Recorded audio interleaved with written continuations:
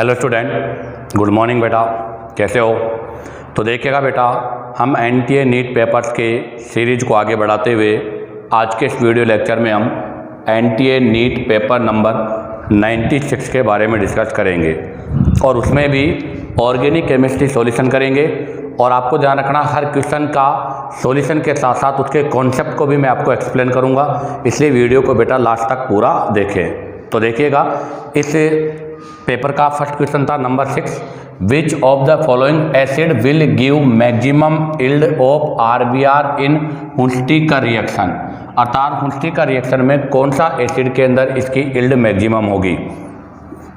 तो ध्यान रखना, मैं आपको बता दूं कि हुंस्टी का रिएक्शन जो होता है इसके अंदर इंटरमीडिएट फ्री रेडिकल बनता है, और अगर इंटरमीडिएट फ्री रेडिकल बनेगा तो यहाँ कपलिंग होगी, और कपलिंग स्टिक इंडेंस के इनडायरेक्टली प्रोपोर्शनल है। इसलिए अगर मैं बात करूं क्या कि रिएक्टिविटी ऑफ हुंस्टी का reaction indirectly proportional to 1 steric hindrance होता है, अर्थात less crowded alkyl carboxylic acid.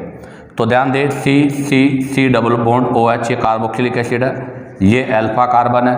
तो इसका मतलब आपका अल्फा कार्बन अगर 1 डिग्री है तो उसकी रिएक्टिविटी सबसे ज़्यादा होगी, फिर 2 डिग्री वाले की होगी, और सबसे कम किसकी होगी? 3 डिग्री वाले की होगी। क्या होता है हुंस्टी का रिएक्शन, वो भी एक्सप्लेन कर दूं। RC डबल बॉन्ड OAG, इसका रिएक्शन कराना होता है Br2 के साथ। तो पहले BrAg को रिप्लेस करके RC डबल बॉन्ड OBr बनाता है। अब यहाँ से क्या होता है? होमोलाइसिस होता है, जिसके via RC double bond O free radical बन जाता है और Br फ्री रेडिकल हो जाता है। ये यहाँ शिफ्ट हो जाएगा और यहाँ से एक बॉन्ड इधर आ जाएगा, एक इधर आ जाएगा। इसके via R free radical plus CO2 gas बन जाएगी। ये आपका जो R फ्री रेडिकल बना है, इस पर आपका जो Br है वो अटैक करके क्या बना लेता है? RBr बना लेता है। तो बताओ इस क्वेश्चन का आंसर क्या होगा? CH3 CH2 CH2OH। तो देखो आप, यहाँ पर अल्फा कार्बन 1 डिग्री है, यहाँ पर आपका अल्फा कार्बन 3 डिग्री है, यहाँ पर अल्फा कार्बन 4 डिग्री है। तो इसका बेटर आंसर होगा बेटा A। तो अब आप चाहो तो इसका स्क्रीनशॉट ले लीजिएगा। अब हम यहाँ से नेक्स्ट क्वेश्चन के बारे में डिस्कस करेंगे। तो देखिएगा, next question number 10, compound A on oxidation with OSO4 NaHSO3 followed by reaction with HIO periodate oxidation give hexane 1,6 dial the structure of compound A can be given as. कहने का मतलब है कि बेटा आपको कोई कंपाउंड A गिवन है, इसका रिएक्शन कराया OSO4 के साथ और NaHSO3। तो बेटा ये ऑक्सीडेशन है, यहाँ से ऑक्सीडेशन किया मैंने, यहाँ से कोई कंपाउंड B बनाया, और जो कंपाउंड B बनाया इसका पेरोडेट ऑक्सीडेशन किया है HiO4 के साथ। तो पेरोडेट ऑक्सीडेशन करने से मेरे पास यहाँ पर C 1 2 3 4 5 6, यहाँ पर भी एल्डिहाइड और यहाँ पर भी एल्डिहाइड का फॉर्मेशन हुआ है। तो बताओ वो स्ट्रक्चर A क्या है? इसका मतलब ये कंफर्म हो गया कि यहाँ पर आपके पास क्या होना चाहिए? डाई-ओल होना चाहिए, क्योंकि पेरोडेट ऑक्सीजन डाई-ओल पर वर्क करेगा। अगर ये डाई-ओल है तो कन्फर्म है, फिर यहाँ पर क्या होना चाहिए? एल्कीन, क्योंकि एल्कीन का ओस्मियम टेट्रा ऑक्साइड के साथ रिएक्शन करने से डाई-ओल बनता है। तो देखो फर्स्ट ऑप्शन तो आपका रॉन्ग हो गया। सेकंड ऑप्शन लेता हूँ मैं B। तो अगर मैं सेकंड ऑप्शन B ले रहा हूँ यहाँ से, तो यहाँ से देखो OSO4 के साथ रिएक्शन करोगे तो यहाँ से डाई हाइड्रोक्सी, अर्थात यहाँ भी OH और यहाँ पर भी OH का फॉर्मेशन हो जाएगा। अब इसका पेरोडेट ऑक्सीडेशन करेंगे तो यहाँ से बॉन्ड ब्रेक हो जाएगा। ब्रेक होते ही आपको पता है, मैंने कहा था बॉन्ड ब्रेक होते हैं तो फिर यहाँ पर क्या लगा देंगे? OH। तो ध्यान रखना, पेरोडेट ऑक्सीडेशन जब भी हम करते हैं और बॉन्ड को ब्रेक करते हैं तो वहाँ पर बॉन्ड को ब्रेक करके, ध्यान रखना, 1 cc बॉन्ड को ब्रेक करने के लिए 1 मोल चाहिए, तो 1 मोल की रिक्वायर्ड होगी। और जब भी हम बॉन्ड को ब्रेक करेंगे वहाँ पर क्या करेंगे? ऐड ऑफ OH ग्रुप को ऐड कर देंगे। ये ऐड कर दिया। अब आपको पता है डाई-ओल अनस्टेबल है, तो यहाँ से वाटर निकल जाएगा, यहाँ से भी वाटर निकल जाएगा, तो यहाँ से 2 वाटर मोलिक्यूल्स बाहर हो जाएगा। बताओ, अगर 2 वाटर मोलिक्यूल्स बाहर हो जाएगा तो दोनों ही आपके यहाँ पर यहाँ पर भी एल्डिहाइड बन जाएगा और यहाँ पर भी एल्डिहाइड बन जाएगा। तो बताओ इसका आंसर कौन सा होगा बेटा? बी होगा।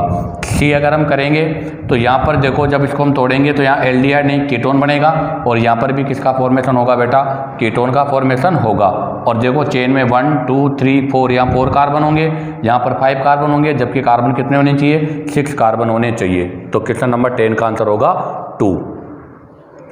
और एक चीज़ और ध्यान रखना, ओस्मियम ये वाला जो है ये कौन सा एडिशन होता है बेटा? सिन एडिशन होता है, जो दोनों एक ही साइड अटैच करता है। अब आप इसका स्क्रीनशॉट लीजिएगा। अब हम यहाँ से नेक्स्ट क्वेश्चन के बारे में डिस्कस करेंगे। तो देखिएगा next question number 14, in the given reaction, ये आपको रिएक्शन दे रखी है, अर्थात एक कीटोन है, इसका रिएक्शन करना है हाइड्रोक्सिल अमाइन के साथ, NSR है, सॉरी NAR है, न्यूक्लियोफिलिक एडिशन। तो देखो PH CH3 C double bond O, इस पर रिएक्शन करेंगे हाइड्रोक्सिल अमाइन का, तो ये यहाँ से रिमूव हो जाएगा और ये बन जाएगा PH CH3 C double bond NOH, ये बन गया ऑक्जाइम। और अब ऑक्जाइम का Na प्लस C2H5OH ये रिड्यूसिंग एजेंट है, तो यहाँ पर इसका रिडक्शन होगा और ऑक्जाइम का इसकी प्रेजेंस में जो रिडक्शन होगा वो किस में होगा? अमाइन में। तो अमाइन में रिडक्शन होगा तो यहाँ पर क्या आ जाएगा? H, यहाँ पर क्या आ जाएगा? H। तो बताओ क्या बन जाएगा? CHNH, और ये किस में कन्वर्ट हो जाएगा? H में, और यहाँ पर H हो जाएंगे। तो यहाँ 2H, यहाँ पर 1H और यहाँ पर 1H, तो ये बन जाएगा NH2। तो इसका मतलब यहाँ से किसका फॉर्मेशन होगा बेटा? 1 डिग्री अमाइन का फॉर्मेशन होगा। तो बताओ कौन सा आंसर सही है? First PA3 CH CH3 NH2, first answer आपका राइट है। अब आप चाहो तो इसका स्क्रीनशॉट ले लो। हम यहाँ से अब नेक्स्ट क्वेश्चन के बारे में डिस्कस करेंगे। तो देखिएगा बेटा next question number 17, which one of the following compounds is least reactive with water. आपको ये एसिड डेरिवेट दे रखे हैं और इनका वाटर के साथ रिएक्शन करना है। तो देखिएगा RC double bond OZ, acid derivative का वाटर के साथ जो हम रिएक्शन करते हैं इसको हाइड्रोलाइसिस बोलते हैं बेटा, और ये एक न्यूक्लियोफिलिक सब्स्टिट्यूशन रिएक्शन है, अर्थात NSR का पार्ट है। अब अगर ये NSR का पार्ट है तो यहाँ से आपका ये लिविंग ग्रुप हटेगा और यहाँ पर RC डबल बॉन्ड OH, अर्थात एसिड का फॉर्मेशन होगा। अगर मैं डिफरेंट एसिड डेरिवेट की रिएक्टिविटी की बात करूं तो बेटा इनके रिएक्टिविटी ऑर्डर में सबसे पहले आता है एसिड हैलाइड, और एसिड हैलाइड के बाद में आएगा आपका एनहाइड्राइड। कौन आएगा बेटा? एनहाइड्राइड। और एनहाइड्राइड के बाद में आएगा RC double bond OR ester, और एस्टर के भी बाद में सबसे लीस्ट जो आता है वो कौन आता है? अमाइड। अर्थात amide are the least reactive, जबकि आपका एसिड हैलाइड मोर रिएक्टिव होता है। तो ये मोर रिएक्टिव है और ये आपका क्या होता है बेटा? लीस्ट रिएक्टिव होता है। ऐसा क्यों? क्योंकि आप देखो यहाँ से आपका जो लिविंग ग्रुप होता है वो Cl- होता है और यहाँ पर आपका जो लिविंग ग्रुप होता है वो NH2- होता है। अब आप देखो Cl- और NH2 में से Cl- बेटर लिविंग ग्रुप है, जबकि NH2- क्या है बेटा? पुअर लिविंग ग्रुप है। अब अगर ये पुअर लिविंग ग्रुप है तो ये लेस रिएक्टिव होगा और ये मोर रिएक्टिव होगा। तो इसका मतलब इस क्वेश्चन के अंदर हमने पूछा था क्या? Least reactive. तो ए और आपका डी आंसर तो नहीं होगा, बी और सी में से डिसाइड करना है। अब देखो बी और सी में क्या डिफरेंस है? CH2 C double bond O NH2 आ रहा है यहाँ पर। अब जब यहाँ से इसको हम ऐसे शिफ्ट करेंगे तो यहाँ प्लस आ जाएगा, यहाँ माइनस आ जाएगा, और इस पर अब कौन अटैक करेगा? न्यूक्लियोफाइल। तो ज़रा देखो यहाँ पर ये जो पॉजिटिव चार्ज लग रहा है, ये पॉजिटिव चार्ज रिंग के साथ रेजोनेंस हो रहा है, रेजोनेंस हो रहा है। अब बताओ अगर रेजोनेंस हो रहा है तो यहाँ पर कार्बोकेटाइन स्टेबल हो रहा है, तो यहाँ पर क्या हो रहा है? Decrease positive charge on carbonyl carbon. अब बताओ अगर कार्बोनिल कार्बन पर पॉजिटिव चार्ज डिक्रीज होगा तो इसकी रिएक्टिविटी क्या होगी? अर्थात हम बोलेंगे लेस अटैक ऑफ न्यूक्लियोफाइल। यहाँ पर न्यूक्लियोफाइल का अटैक लेस होगा। जबकि आप देखो CH3C डबल बॉन्ड ONH2 वाले में जब यहाँ शिफ्ट होगा, यहाँ पॉजिटिव आएगा, यहाँ माइनस आएगा, तो इसका केवल प्लस आई मिलेगा। तो पॉजिटिव चार्ज तो यहाँ भी घट रहा है, बट इसके कंपेयर में यहाँ पॉजिटिव चार्ज ज़्यादा है। तो हम लिखेंगे मोर पॉजिटिव चार्ज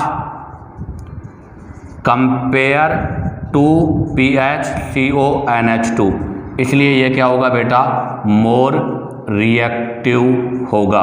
तो बताओ इस क्वेश्चन का आंसर क्या होगा, PHCONH2, क्योंकि यहाँ पर इस pH का रेजोनेंस की वजह से इस पर पॉजिटिव चार्ज डिक्रीज हो रहा है, और पॉजिटिव चार्ज डिक्रीज होने की वजह से यहाँ पर न्यूक्लियोफाइल इस पर अटैक नहीं कर पाता। तो ध्यान दें क्वेश्चन नंबर 17 का आंसर होगा B। अब आप चाहो तो इसका स्क्रीनशॉट ले लीजिएगा। अब हम यहाँ से नेक्स्ट क्वेश्चन के बारे में डिस्कस करेंगे। तो देखिएगा बेटा next question number 20, consider the following. आपको ये रिएक्शन दे रखी है, इधर एल्डिहाइड है, इधर अल्कोहल है, 1 2 3 4 5 कार्बन का HOH की प्रेजेंस में रिएक्शन करा के ये बनाया है। तो बेटा ये NAR है, न्यूक्लियोफिलिक एडिशन रिएक्शन है, जिसके अंदर कीटोन पर आपके अल्कोहल का रिएक्शन हुआ है। और एक चीज़ और बता दूं, केवल एक ही अल्कोहल यूज हुआ है। तो मैं एक चीज़ बताऊं पहले आपको कि ये कार्बोनिल कंपाउंड है, अगर इस पर 2 मोल अल्कोहल का यूज होता है तो प्रोडक्ट आपका एसीटेल बनता है बेटा। क्या बनता है, एसीटेल। बट अगर इस पर केवल 1 ही मोल अल्कोहल का रिएक्शन होता है तो प्रोडक्ट आपका हेमी एसीटेल बनता है बेटा। तो इससे ये तो क्लियर हो गया कि 1 ही मोल अल्कोहल है तो प्रोडक्ट एसीटेल नहीं हेमी एसीटेल बनेगा। तो इसका C और D आंसर तो रॉन्ग हो गया। अब बनेगा कैसे प्रोडक्ट, वो मैं एक्सप्लेन कर रहा हूँ। तो देखो ये जो प्रोडक्ट है इसको मैं लिख रहा हूँ HC डबल बॉन्ड O, या इसको ऐसे कर देते हैं अपन double bond OCH CCC, 1 2 3 4 carbon, 1 2 3 और ये 4 कार्बन हो गए। और इसके बाद में यहाँ पर O और H है, ये लोन पेयर है। तो देखो ये यहाँ शिफ्ट होगा तो इस पर पार्शियली पॉजिटिव, इस पर पार्शियली नेगेटिव, ऑक्सीजन अपना इसको लोन पेयर देगा। तो बताओ जब इस पर ऑक्सीजन अपना लोन पेयर देगा तो 1 2 3 4 5 6 1 2 3 4 5 6 मेंबर रिंग बन जाएगी, जिसमें एक ऑक्सीजन भी होगा। तो मैं इसमें आपके 6 मेंबर रिंग बना देता हूँ, ये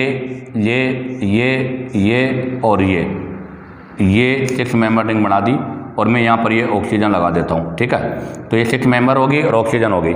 अब देखो जिस ऑक्सीजन ने अपना लोन पेयर दिया तो यहाँ पर ऑक्सीजन के ऊपर प्लस और पॉजिटिव रहेगा, और जिस पर जाके जुड़ रहा है यहाँ पर, तो यहाँ पर ऊपर क्या रहेगा, माइनस रहेगा।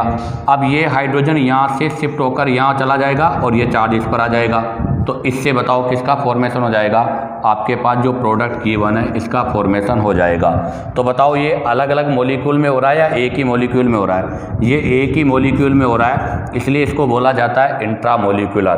तो इसका आंसर फर्स्ट रॉन्ग है, सेकंड आंसर राइट है, इंट्रामोलिकुलर हेमी एसीटेल फॉर्मेशन। तो क्वेश्चन नंबर 20 का आंसर होगा B। अब आप चाहो तो इसका स्क्रीनशॉट ले लीजिएगा। अब हम यहाँ से नेक्स्ट क्वेश्चन के बारे में डिस्कस करेंगे। तो देखिएगा बेटा next question number 22, consider the following compound. ये आपको कंपाउंड गिवन है। तो पहला जो कंपाउंड है ये तो आपको क्या दे रखा है, पायरोलिडीन, पायरोलिडीन है। सेकंड आपको गिवन है बेटा पीरिडीन है। थर्ड आपको गिवन है मोरफाइन, और फोर्थ वाला है पायरोल। आपको इनकी order of basicity of these compound in decreasing order, इनकी बेसिसिटी को डिक्रीजिंग ऑर्डर में लिखना है। तो आप देखो फर्स्ट वाला जो है ये तो 2 डिग्री है और एलिफेटिक का पार्ट है, और आपको पता है एलिफेटिक अमाइन सबसे ज़्यादा बेसिक होता है। यहाँ पर जो आपका लोन पेयर है वो लोकेलाइज तो है, बट बेटा ये sp2 कार्बन पर है, sp2 नाइट्रोजन के ऊपर है।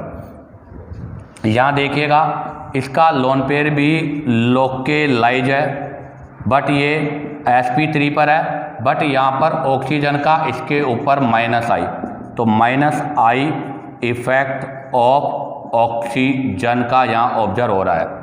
और इसके अंदर बेटा इसका जो लोन पेयर है वो लोकेलाइज नहीं है, डी लोकेलाइज है, और पार्ट ऑफ एरोमेटिसिटी भी है बेटा, पार्ट ऑफ एरोमेटिसिटी, अर्थात ये लोन पेयर एरोमेटिसिटी का हिस्सा है, इसलिए ये तो सबसे लीस्ट बेसिक हो जाएगा, क्योंकि इसका जो लोन पेयर है वो एरोमेटिक में इंक्लूड हो रहा है, इसलिए लीस्ट बेसिक हो जाएगा। और ये लोन पेयर लोकेलाइज और sp3 पर है, इसलिए बेटा ये सबसे मोर बेसिक हो जाएगा। तो ये सबसे मोर बेसिक है और ये आपका सबसे लीस्ट बेसिक है। तो अब आप ऑप्शन को देखकर भी डायरेक्ट सोल्व कर सकते हो, वो जिसके अंदर फर्स्ट आ रहा है और 4 आ रहा है। तो पहला तो रॉन्ग हो गया, फर्स्ट ये भी हो सकता है, ये भी आपका रॉन्ग हो गया। तो बी और डी में से देखो, पहला या भी पहला या 2 या 4, तो आंसर तो डी हो गया। अब बट मैं इन दोनों में कंपेरिजन भी सिखाता हूँ। तो देखो मॉर्फाइन और पिरिडीन में क्या कंपेरिजन है कि अगर हम बेसिक स्ट्रेंथ की बात करें बेटा, तो बेसिक स्ट्रेंथ हमेशा sp3 नाइट्रोजन का sp2 नाइट्रोजन से और sp2 का sp से हमेशा मोर होता है। हाँ, यहाँ इंडक्टिव इफेक्ट तो लग रहा है, बट देखो डिस्टेंस मोर है, इसलिए यहाँ पर इंडक्टिव इफेक्ट लेस होगा, जबकि यहाँ पर आपका लोन पेयर मोर ईएन पर है। तो मैं क्या बोलूँगा, lone pair on more EN hence less donor, इसलिए बेटा ये लेस डोनर होगा। तो बताओ बेसिक स्ट्रेंथ का ऑर्डर क्या होगा। सबसे पहले आपका आएगा फर्स्ट पायरोलिडिन, पायरोलिडिन के बाद में आएगा बेटा थर्ड मॉर्फाइन, मॉर्फाइन के बाद में आएगा 2 पिरिडीन और सबके लास्ट में कौन सा आएगा बेटा, पायरोल। और ध्यान दे बेटा, बहुत ही इंपॉर्टेंट क्वेश्चन है ये, क्योंकि ये आईआईटी में 2 टाइम और एक बार आपके नीट में भी आ चुका है, तो बहुत इंपॉर्टेंट क्वेश्चन है ये। तो ठीक है, क्वेश्चन नंबर 22 का आंसर क्या होगा बेटा, डी होगा। अब आप चाहो तो इसका स्क्रीनशॉट ले लो। अब हम यहाँ से नेक्स्ट क्वेश्चन के बारे में डिस्कस करेंगे। तो देखिएगा बेटा, next question number 23, the product of the reaction will be benzene C6H6 CH3 CH2 CH2 Br एनाइडस Al Br3। तो बेंजीन पर RX का रिएक्शन है। तो मैं बता दूं आपको कि बेटा बेंजीन जो है, इस बेंजीन पर जब RX का रिएक्शन होता है लुईस एसिड की प्रेजेंस में, तो ये फ्रीडल क्राफ्ट रिएक्शन का अल्काइलेशन पोर्शन है। तो ये अल्काइलेशन है। अब कैसे होगा रिएक्शन वो देखो, ये बेंजीन रिंग है, इस पर आप रिएक्शन करोगे CH3 CH2 CH2 और Br का in presence of Al Br3। तो Al Br3 इसको यहाँ से बॉन्ड सहित ले जाएगा, अर्थात ये जो बॉन्ड है इसको भी यहाँ से रिमूव कर देगा। तो यहाँ से आपके पास CH3 CH2 CH2 plus cation का फॉर्मेशन हो जाएगा, जो कि 1 डिग्री कार्ब कैटाइन है। अब देखो अगर कैटाइन हो रहा है तो यहाँ से बेटा 1 2 हाइड्राइड शिफ्ट हो जाएगा, और हाइड्राइड के शिफ्ट होने से CH3 CH और CH3 प्लस बन जाएगा, जो कि 2 डिग्री कार्बो कैटाइन है। और हमें पता है कि 2 डिग्री कार्ब कैटाइन की स्टेबिलिटी 1 डिग्री से ज़्यादा होती है। तो ये कार्ब कैटाइन तो आपका लेस स्टेबल है, जबकि ये वाला कार्ब कैटाइन आपका क्या है बेटा, मोर स्टेबल कार्ब कैटाइन है। तो ये तो मोर स्टेबल कार्ब कैटाइन है और ये आपका लीस्ट स्टेबल कार्ब कैटाइन है। तो इसका मतलब ये भी अटैक करेगा और ये भी अटैक करेगा। तो यहाँ से 2 प्रोडक्ट की पॉसिबिलिटीज़ है। तो एक प्रोडक्ट तो आपका इससे बनेगा, तो इससे जो प्रोडक्ट बनेगा वो तो ये बनेगा, और इससे जो आपका प्रोडक्ट बनेगा वो ये बनेगा। तो इससे जो प्रोडक्ट बनेगा ये तो बनेगी क्यूमीन, और आपको पता है cumene are the major product. और यहाँ से बनेगा आइसोप्रोपाइल बेंजीन, तो ये आपका क्या होगा बेटा, माइनर प्रोडक्ट होगा। ये गुड यील्ड मोर अमाउंट में बनेगा, जबकि ये आपके लेस अमाउंट में बनेगा। तो बताओ इस क्वेश्चन का आंसर क्या होगा। फर्स्ट C6H5 CH2 CH3 ये बनेगा बट माइनर है, ये बनेगा ये भी मेजर है। बट सी ऑप्शन में देखो PHCH3 as a major product and PHCCC minor product. तो बेटा इसका आंसर सी होगा, क्योंकि ये मेजर प्रोडक्ट है और ये माइनर प्रोडक्ट है। अब आप चाहो तो इसका स्क्रीनशॉट ले लो। अब हम यहाँ से नेक्स्ट क्वेश्चन के बारे में डिस्कस करेंगे। तो देखिएगा बेटा next question number 26, in the given reaction PHCH double bond CH3 hydrochloric acid के साथ रिएक्शन। तो हाइड्रोक्लोरिक एसिड का एल्किन पर रिएक्शन है, तो बेटा ये EAR इलेक्ट्रोफिलिक एडिशन रिएक्शन है, और वहाँ पर मार्कोनी ऑफ रूल अप्लाई होगा। और मार्कोनी ऑफ रूल के अकॉर्डिंग क्या कहता है मार्कोनी ऑफ, कि nucleophile attack more crowded carbon, attack on more substituted carbon ये आपके मोड सब्स्टिट्यूटेड कार्बन पर अटैक करेगा, या फिर हम ऐसे कहते हैं कि यहाँ पर बनने वाला जो कैटायन है वो स्टेबल होना चाहिए। तो देखो हमारे पास जो रिएक्टेंट है वो ये रिएक्टेंट है, इस पर यहाँ CH डबल बॉन्ड CH और CH3 लग रहा है, इसका रिएक्शन हाइड्रोक्लोरिक एसिड के साथ करना है। तो सर यहाँ से पहले क्या आएगा, इलेक्ट्रोफाइल H+ आएगा, वो अटैक करेगा इस वाले कार्बन पर। तो यहाँ से मैं दोनों पॉसिबिलिटीज़ है दोनों बना देता हूँ, इस पर भी अटैक कराते हैं, एक बार इस पर कराते हैं। तो यहाँ से 2 टाइप के कैटाइन बनेंगे, कौन कौन से बनेंगे वो देखिएगा। तो एक कैटाइन तो बनेगा आपके पास CH ये वाला, और यहाँ H लग जाएगा, और एक कैटाइन बनेगा बेटा ये 2 कैटाइन्स का फॉर्मेशन होगा। अब आप देखो इसमें ये कैटाइन भी 2 डिग्री है, ये भी 2 डिग्री है, बट ये 2 डिग्री के साथ साथ में बेंजाइलिक कैटाइन है, ये 2 डिग्री के साथ बेंजाइलिक कैटाइन है, जबकि यहाँ पर बेंजाइलिक नहीं है। और ये बेंजाइलिक होने की वजह से यहाँ पर क्या आ रहा है बेटा, रेजोनेंस हो रहा है, जबकि यहाँ पर रेजोनेंस नहीं हो रहा। अब बताओ अगर यहाँ रेजोनेंस होगा तो क्या होगा, रेजोनेंस होने की वजह से इसको हम क्या बोलेंगे, हाईली स्टेबल है ये, जबकि ये वाला क्या है, लीस्ट स्टेबल है। अब बताओ अगर ये हाईली स्टेबल है तो इसका मतलब ये इंटरमीडिएट बनेगा, तो यहाँ पर इस इंटरमीडिएट का तो फॉर्मेशन होगा, जबकि इस इंटरमीडिएट का फॉर्मेशन नहीं होगा, तो आपका Cl- इस वाले कार्बन पर अटैक करेगा। तो यहाँ जो प्रोडक्ट बनेगा उसमें क्लोरीन यहाँ पर होगा। तो बताओ इसका कौन सा आंसर सही है, फर्स्ट इसका आंसर राइट है। अब आप चाहो तो यहाँ से इसका स्क्रीनशॉट ले लीजिएगा। अब हम यहाँ से नेक्स्ट क्वेश्चन के बारे में डिस्कस करेंगे।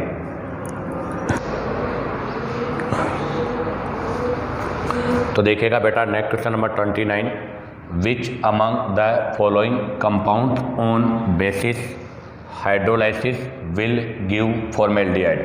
आपको बताना है इनमें से किसका बेसिक हाइड्रोलाइसिस करने पर फॉर्मेल्डिहाइड बनेगा। तो सबसे पहले लिया मैंने क्लोरोफॉर्म, तो क्लोरोफॉर्म का हम बेसिक हाइड्रोलाइसिस अर्थात एक्वस NaOH के साथ कर देते हैं, तो ये NSR हो जाएगा, ये इसको रिप्लेस कर देगा, तो HCOH OH OH हो जाएगा, ये अनस्टेबल है, यहाँ से वाटर मॉलिक्यूल्स रिमूव हो जाएगा और फॉर्मल्डिहाइड का फॉर्मेशन हो जाएगा। अब लेते हैं CH3 CHCl2, तो CH3 CHCl2 को करेंगे तो बनेगा CH3 CH 2 OH आ जाएंगे, यहाँ से अनस्टेबल है, वाटर मॉलिक्यूल्स रिमूव हो जाएगा और एसिटेल्डिहाइड बन जाएगा, जबकि बनना चाहिए फॉर्मेल्डिहाइड। तो फर्स्ट रॉन्ग, सेकंड रॉन्ग। अब इसका थर्ड आंसर राइट है, क्यों, क्योंकि थर्ड आंसर में देखो क्या दे रखा है, CH2Cl2। जब रिएक्शन करेंगे तो जब रिएक्शन करेंगे तो CH2 के साथ 2 OH आ जाएंगे, अनस्टेबल है, यहाँ से वाटर मॉलिक्यूल्स बाहर हो जाएगा और वाटर मॉलिक्यूल्स के बाहर होने से बताओ क्या बन जाएगा, फॉर्मल्डिहाइड। तो बताइएगा क्वेश्चन नंबर 29 का आंसर क्या होगा बेटा, C। और ध्यान दें ये सभी रिएक्शनें कौन सी है, NSR, न्यूक्लियोफिलिक सब्स्टिट्यूशन रिएक्शन। अब आप चाहो तो यहाँ से इसका स्क्रीनशॉट ले लीजिएगा। अब हम यहाँ से नेक्स्ट क्वेश्चन के बारे में डिस्कस करेंगे। तो देखिएगा next question number 32, which among the following compounds will show geometrical isomerism. आपको बताना है इनमें से कौन सा कंपाउंड ज्योमेट्रिकल आइसोमेरिज्म करता है। तो ज्योमेट्रिकल आइसोमेरिज्म के लिए सबसे फर्स्ट और एसेंशियल कंडीशन है कि रेस्ट्रिकेटेड रोटेशन होना चाहिए। अगर रेस्ट्रिकेटेड रोटेशन सिस्टम में हो रहा है तो उसके लिए दूसरी कंडीशन क्या है, each sp2 hybridise carbon contain both different substituent, अर्थात जैसे डबल बॉन्डेड कार्बन है इस पर 2 आपके सब्स्टिट्यूटेंट लगे होंगे, ये दोनों सब्स्टिट्यूटेंट का डिफरेंट होना कंपलसरी है। तो ध्यान रखना ज्योमेट्रिकल आइसोमेरिज्म के लिए पहली कंडीशन है रेस्ट्रिकेटेड रोटेशन, दूसरी कंडीशन है कि each sp2 hybridise carbon contain both different substituent, अर्थात इस कार्बन पे लगे हुए दोनों सब्स्टिट्यूटेंट क्या होने चाहिए, डिफरेंट होने चाहिए। तो देखो पहले में यहाँ डबल बॉन्ड लगा हुआ है, एक कार्बन यह है, एक कार्बन यह है, इस कार्बन पे लगे हुए दोनों ग्रुप सेम है, इसलिए यहाँ GI नहीं होगी। नंबर 2, ये डबल बॉन्डेड कार्बन है दोनों, इस पर भी इस कार्बन पे लगे हुए 2 ग्रुप सेम है, यहाँ भी GI नहीं होगी। नेक्स्ट C वाले में, ये C डबल बॉन्ड C और C है, ये डबल बॉन्डेड कार्बन है, इस कार्बन पे लगे हुए दोनों ग्रुप डिफरेंट है, बट आप ज़रा देखो इस कार्बन पे लगे हुए ये दोनों ग्रुप सेम है, ये भी नहीं होगी। तो आप D में देखो डी में आपके ये डबल बॉन्डेड कार्बन है सी डबल बॉन्ड सी, इस कार्बन पर एक हाइड्रोजन है एक ड्यूटेरियम है और इस वाले पर एक हाइड्रोजन है और एक मिथाइल है। इसका मतलब इस पर बोथ ग्रुप डिफरेंट है, इस पर भी बोथ ग्रुप डिफरेंट है। तो बताओ कौन सा आंसर आपका राइट हो गया बेटा, डी। तो ध्यान रखना ज्योमेट्रिकल आइसोमेरिज्म में डबल बॉन्ड के दोनों जो डबल बॉन्डेड कार्बन है उन पर लगे हुए ग्रुप भी डिफरेंट होने चाहिए। अब आप चाहो तो यहाँ से इसका स्क्रीनशॉट ले लीजिएगा। अब हम यहाँ से नेक्स्ट क्वेश्चन के बारे में डिस्कस करेंगे। तो देखिएगा बेटा next question number 40, which of the following amino acid form sulphide bond in polypeptide. अर्थात आपको बताना है इनमें से कौन सा ऐसा अमीनो एसिड है जो सल्फाइड बॉन्ड बनाता है पॉलीपेप्टाइड के समय। तो पहले तो हम बता दें कि अमीनो एसिड जो होता है उनका जनरल जो फॉर्मूला होता है वो ये होता है। अब इसमें सल्फाइड वही बनाएगा जहाँ पर आर में सल्फर होगा, और सिस्टीन जो है उसकी स्ट्रक्चर क्या होती है, तो सिस्टीन की स्ट्रक्चर होती है ये सिस्टीन होता है जिसके अंदर सल्फर होता है। अब बताओ अगर सिस्टीन में सल्फर होगा तो जब इसमें पॉलीपेप्टाइड होगा तो कौन से बॉन्ड का फॉर्मेशन होगा, सल्फाइड बॉन्ड का फॉर्मेशन होगा। तो यहाँ कैसे बनेगा सल्फाइड बॉन्ड वो मैं आपको बता देता हूँ। HC double bond O CH NH2 CH2S फिर अगेन S फिर CH2 CH NH2 C double bond OH। इस तरह से यहाँ पर सल्फर जो है वो पॉलीपेप्टाइड बॉन्ड बनाता है। तो इस क्वेश्चन का आंसर होगा बी। बाकी और में किसी में भी सल्फर नहीं है इसलिए वो सल्फाइड बॉन्ड का फॉर्मेशन नहीं करते। अब आप चाहो तो यहाँ से इसका स्क्रीनशॉट ले लो। अब हम यहाँ से नेक्स्ट क्वेश्चन के बारे में डिस्कस करेंगे। तो देखिएगा next question number 41, which of the following amines form A yellow oil with NaNO2 plus concentrate HCl। तो बेटा NaNO2 प्लस कंसनट्रेट HCl तो it is use for differential between 1 degree 2 degree and 3 degree amine. तो ध्यान रखना बेटा ये 1 degree 2 degree 3 degree amine में differential का मेथड है।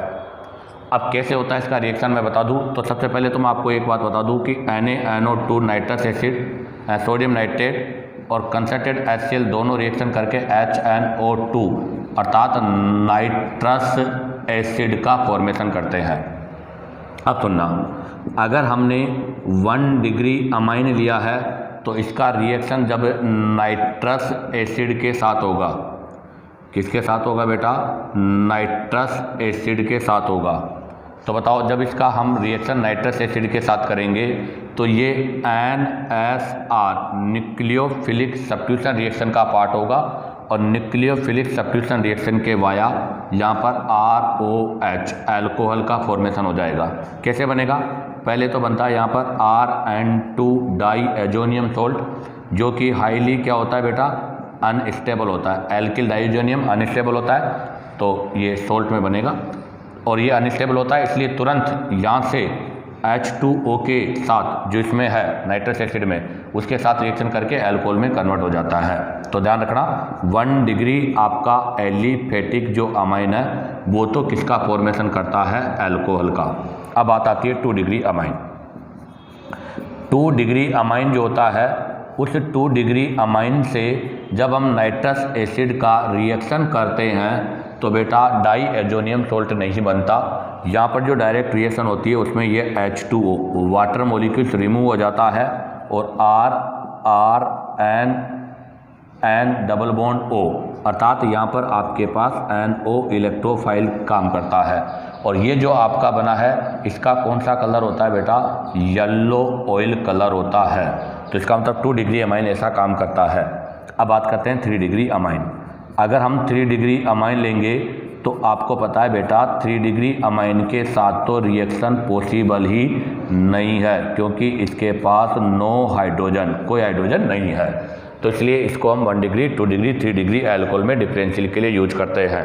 और बताओ येलो कलर कौन दे रहा है, 2 डिग्री अमाइन। तो देखो फर्स्ट भी आपका 2 डिग्री अमाइन है, सेकेंड भी 2 डिग्री अमाइन है, 3 भी 2 डिग्री अमाइन है। तो बताओ इसका आंसर क्या होगा बेटा, ऑल ऑफ दीज। अब आप चाहो तो यहाँ से इसका स्क्रीनशॉट ले लीजिएगा।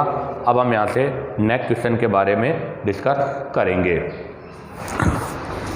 तो देखिएगा बेटा, next question number 43, in the given reaction, ये आपको रिएक्शन दे रखी है जिसमें साइनाइड गिवन है, इसका रिएक्शन करना है गिरगिनियार रिएजेंट के साथ। एक्स विल बी, आपको बताना है एक्स क्या होगा। तो इसमें ध्यान रखें, अगर यहाँ पर HCN हाइड्रोजन साइनाइड होता है तो वो गिरगिनियार रिएजेंट के साथ रिएक्शन करके हाइड्रोकार्बन अर्थात मीथेन का फॉर्मेशन करता है, क्योंकि इसके पास ये हाइड्रोजन क्या है, एक्टिव हाइड्रोजन है। बाकी जितने भी रिमेनिंग आपके आइसोसाइनाइड्स होते हैं वो गिरगिनियार रिएजेंट के साथ रिएक्शन करके कीटोन का फॉर्मेशन करते हैं। तो इसका मतलब यहाँ से हम एल्डिहाइड का जो फॉर्मेशन है वो नहीं कर सकते।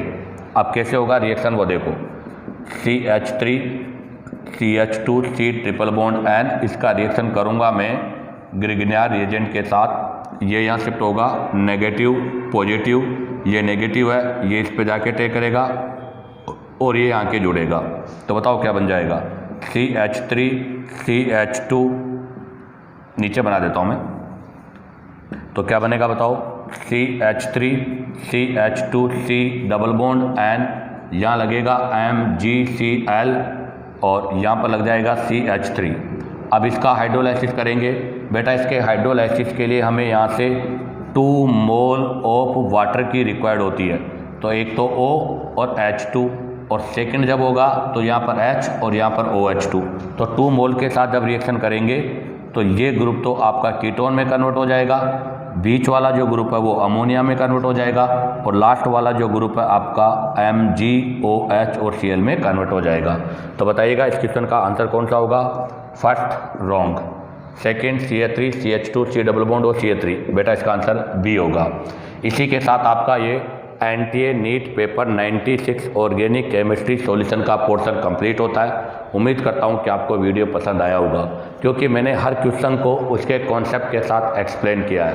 अगर आपको वीडियो पसंद आया हो तो लाइक सब्सक्राइब और शेयर करो, ताकि न्यू अपडेट का नोटिफिकेशन आपको मिलता रहे।